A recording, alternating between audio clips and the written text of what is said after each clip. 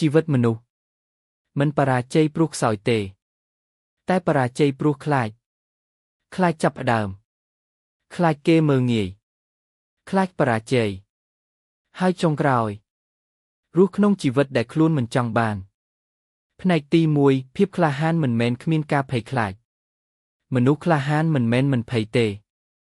តែពួកគេក៏ហ៊ានដើរទៅមុខទោះកំពុងភ័យសត្វតក៏ភ័យដែរតែវាមិនរត់ចេញពីជីវិតទេអ្នកដែលជោគជ័យជាច្រើនធ្លាប់បរាជ័យ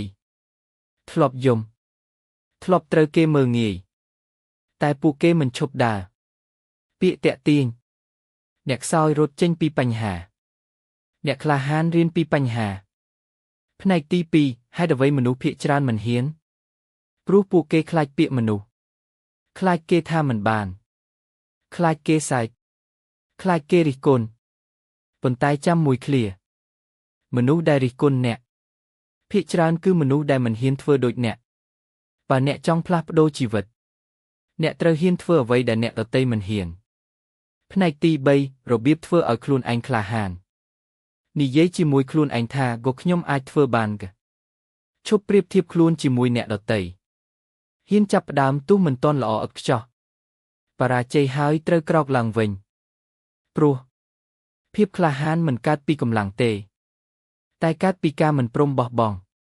ផ្នែកទី4ជីវិតថ្មីចាប់ផ្ដើមពីភាពក្លាហានថ្ងៃដែលអ្នកហ៊ានគឺថ្ងៃដែលជីវិតអ្នកចាប់ផ្ដើមផ្លាស់ប្ដូរ